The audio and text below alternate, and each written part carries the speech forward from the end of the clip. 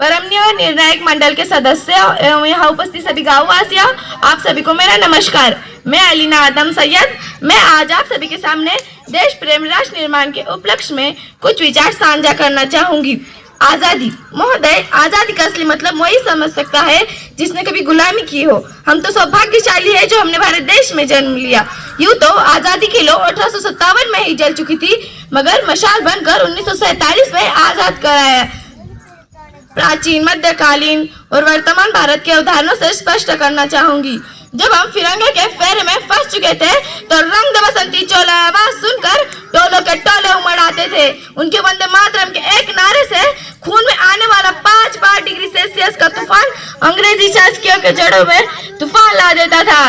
लोग मर जाते थे, मिट जाते थे, मगर अपनी देशभक्ति साबित कर रहे होते थे, क्योंकि देशभक्ति कसौटी थी।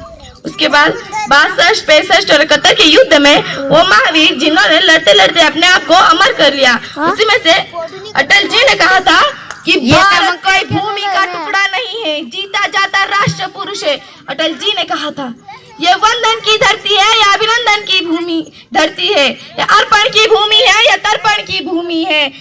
इसकी नदी नदी हमारे लिए गंगा है, इसका कंकड़ कंकड़ भी हमारे लिए शंकर है। हम जिएंगे भी किसी भारत के लिए और मरेंगे भी किसी भारत के लिए, और हमारे मरने के बाद गंगा जल में बहती हमारी अस्थि को कोई कान लगाकर भी सुनेगा ना तो एक ही आवाज आएगी, भारत माता की जय। उसी में से अपना सौ गवा देने वाले औरत के हालात ऐसे हो जाया करते थे, उसके बावजूद भी एक बूढ़ी माँ अपने बेटे को दुश्मनों की धज्जियां उड़ाने के लिए सरहद पर भेजा करती थी और पत्र लिखा करती थी कि अम्मा ने खत लिखा है बड़े चाव से, कि अम्मा ने खत लिखा है बड़े चाव से, पुत्र मेरे तुम ना घबराना, तुम एक इंच भी ना हटना पीछे, चाहे इंच इंच कट जाना, चाहे इंच इंच कट जाना।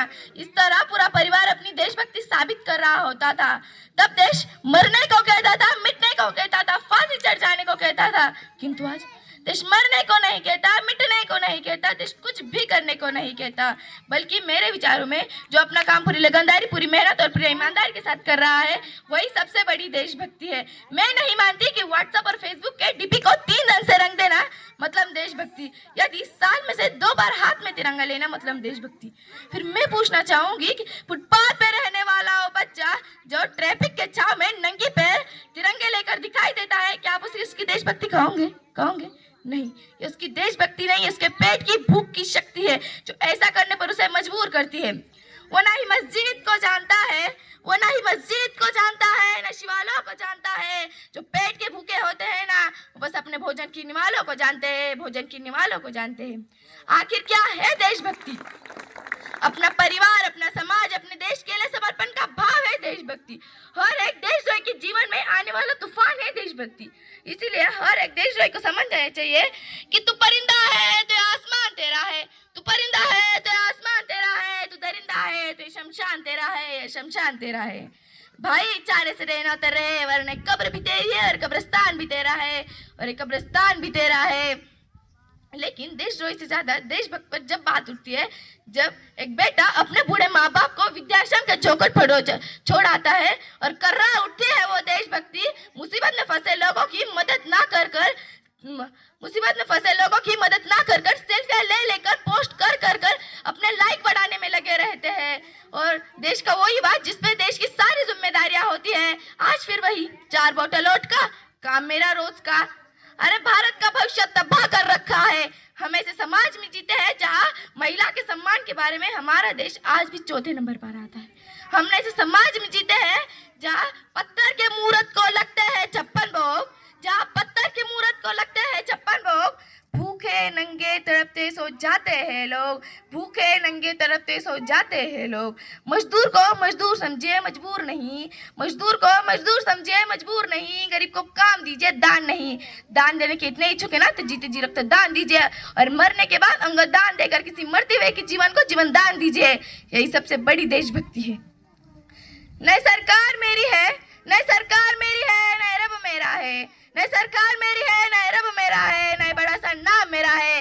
बस मुझे इतनी सी बात का गुरूर है कि मैं भारत की हूँ और ये भारत देश मेरा है, और भारत देश मेरा है। जाते जाते बस इतना ही कहना चाहूंगी, जब एक जवान शहीद होता है तो अपने माँ के लिए लिखता है कि माँ मुझे माफ कर देना, मैं तेरे बुढ़ापे का सहारा ना बन पाया। फिर अपने पिताजी के लिए लिखता है, मैंने चोरों की तरह छुप कर गोली नहीं खाई, एक जवान की तरह सीने पर गोली खाई है। बापू सीना चौड़ा करके चलना बापू, अब तो तेरे बेटा देश के लिए शहीद हो गए, अब तो तेरा बेटा देश के लिए शहीद हो गए। फिर अपने बहन के लिए लिखता है, बहना तेरे हाथों पे चांद सितारे ना सजा पाया, कि तेरे हाथों पे चांद तारे ना सजा पाया, क्या करूं मैं इस मिट्टी का इतना कर्ज था मुझ पे, वो भी ना चुका पाया, वो भी ना चुका पाया। फिर अपने पत्नी के लिए लिखता है कि सबके सामने अपने आंसू छुपा लेना, कि सबके सामने अपने आंसू छुपा लेना, मेरी हस्तियां आए तो एक बार गले से लगा लेना, एक बार गले से लगा लेना। जय हिंद, जय भारत।